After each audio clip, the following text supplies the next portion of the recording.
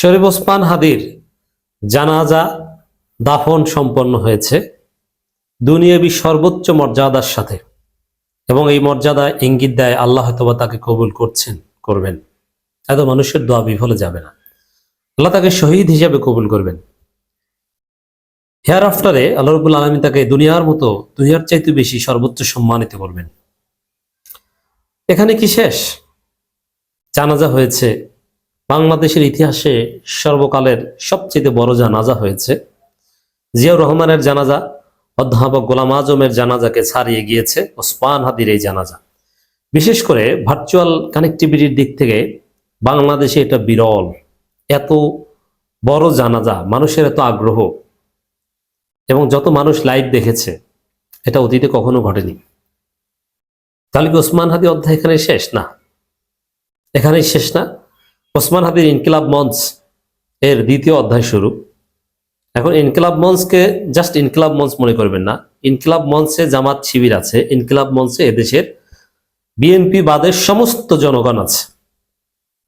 তো ইনকিলাব মঞ্চ যে দাবি দেয় উত্থাপন করছে বা করবে, এটা মনে করবেন না যে জাস্ট অনলি ইনকিলাব মঞ্চের দাবি। এটা পুরো বাংলাদেশের দাবি, এক্সেপ্ট ভারতের দালাল এবং বিএনপি। আমি বিএনপির কথা বলছি কি কারণে? আপনি চোখ বুজে বিশ্বাস করতে পারেন।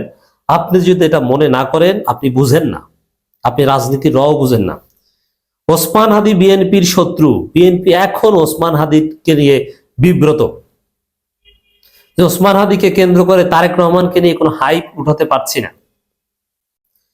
আপনারা দেখেছেন, অবাক হবেন, সংগ্রাম যেরকম জামাত ইসলামীর মুখপাত্র একটা পত্রিকা, ওইরকম দিনকাল বিএনপির মুখপাত্র তারেক রহমান সম্পাদিত। হাজি সেই দিনকাল পত্রিকায় শরীফ ওসমান হাদির শাহাদাতের পরের দিনে সমস্ত পত্রিকা দেখেন ব্ল্যাক কালারের অথবা রেড কালারের বড় হেডলাইন পত্রিকার পাতা জুড়ে, চির বিপ্লবী ওসমান হাদির শাহাদাত। কিন্তু বিএনপির ফুল নিয়ন্ত্রিত দলীয় পত্রিকা সেই দিনকালের শিরোনাম দেখেছেন? দিনকালের এক কোনায় ছোট্ট করে লেখা, ইনকিলাব মঞ্চের ওসমান হাদির ইন্তেকাল, শহীদ হয়েছেন তাও না, সিঙ্গাপুরে চিকিৎসাধীন অবস্থায় ইন্তেকাল, ছোট্ট করে দেখা যায় না। আর খালেদা জিয়ার সুস্থতা, তারেক রহমান দেশে আসবেন, বিএনপির কার প্যাডে ব্যথা, কার কি হয়েছে, এগুলো নিয়ে বড় বড় রিপোর্ট। এ কারণে আমি বলছি যে ইনকিলাব মঞ্চ শরীফ ওসমান হাদির দাফনের পর যে রাজনীতি করবে, যে দাবিতে উত্থাপন করবে, আপনি মনে রাখবেন বিএনপি বাদে পুরো বাংলাদেশ এই দাবির সাথে আছে। আর বিএনপি বাংলাদেশের এখন লেস দেন 10%। আর বিএনপি 10% হলো বিএনপি 10%-এর চাইতে দুর্বল। কারণ বিএনপি যে ইনকিলাব মঞ্চের বিরুদ্ধে, বিএনপি যে ওসমান হাদির বিরুদ্ধে, এটা এমন মাইন্ডকে চিপে পড়েছে, তারা এটা বলতে পারছে না, বলার সাহস নাই, আচরণে নীরবে নিবৃত্তে প্রকাশ পেয়ে যায়। এই জন্য বিএনপি 10%ও এখানে শক্তি দেখাতে পারবে না। দ্যাট মিনস পুরো বাংলাদেশ ইনকিলাব মঞ্চ, ইনকিলাব জিন্দাবাদ, পুরো বাংলাদেশ। দর্শক, আগামী 24 ঘন্টার মধ্যে স্বরাষ্ট্র উপদেষ্টার পদত্যাগ দাবি করেছে ইনকিলাব মঞ্চ। এখন 24 ঘন্টার মধ্যে পদত্যাগ হবে কি হবে না, দ্যাটস ডিফারেন্ট। বাট পদত্যাগের 24 ঘন্টার মধ্যে শরীফ ওসমান হাদির শাহাদাতের ফলাফল আপনারা কিছুটা হলেও দেখতে পাবেন।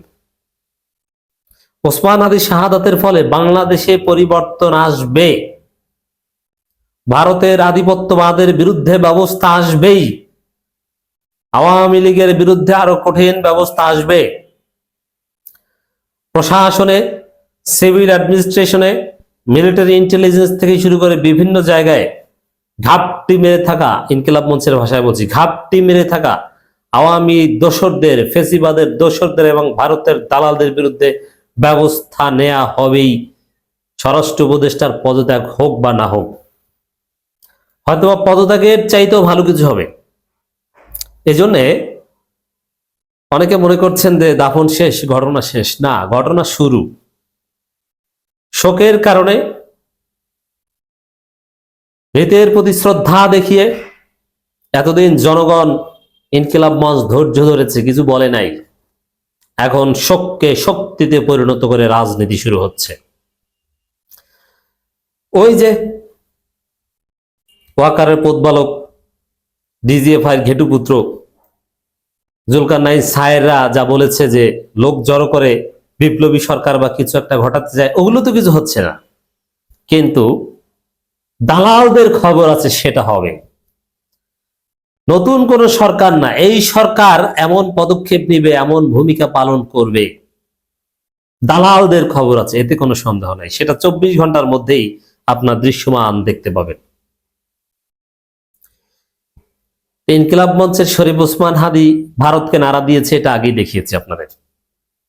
ভারতের সুর নরম হয়ে এসেছে। সর্বশেষ আরেকটা খবর, ওসমান হাদি হত্যা ঢাকার সঙ্গে সরাসরি আলোচনায় দিল্লির আগ্রহ।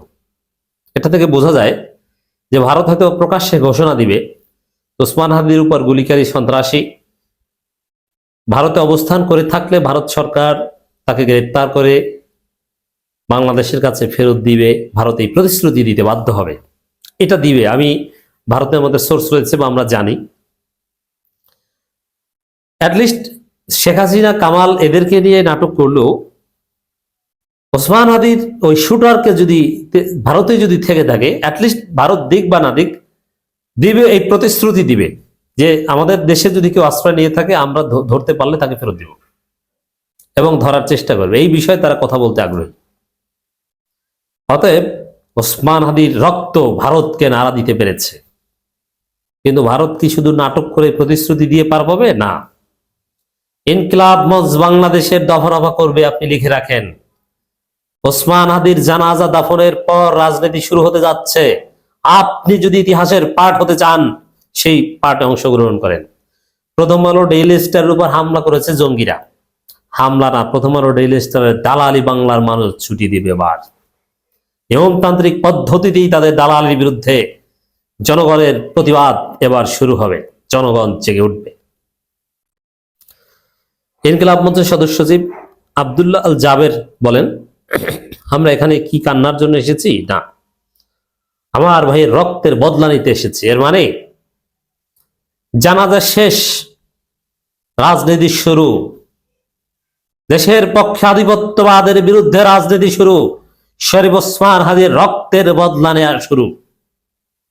এখন পর্যন্ত তার খুনিকে গ্রেপ্তার করা হয়নি। পৃথিবীর যেখানে থাকুক বাংলাদেশের সর্বশক্তি দিয়ে তাকে ধরে আনার চেষ্টা করতে হবে। এখন পর্যন্ত সরকার জানায়নি খুনি কোথায় আছে। আমরা সরকারকে স্পষ্ট বলতে চাই, এখানে একজন খুনি না, একটি চক্র আছে। আগামী 24 ঘন্টার মধ্যে স্বরাষ্ট্র উপদেষ্টার পদত্যাগ করতে হবে। এখন যে চক্র আছে, সে খুনি কোথায় আছে? ভারতের সাথে কথা বলে, ভারতকে চাপ দিয়ে, কূটনৈতিক সম্পর্ক ছিন্ন করার হুমকি দিয়ে কোনো না কোনো ভাবে তো একটা বিহিত করা যেত, কিন্তু সরকার সেটা করেনি। সরকারকে বাধ্য করতে শরীফ ওসমান হাদির অনুসারীদের দ্বিতীয় অধ্যায় এবার শুরু হতে যাচ্ছে। তা আপনারা এই দ্বিতীয় অধ্যায়ে অংশগ্রহণ করুন।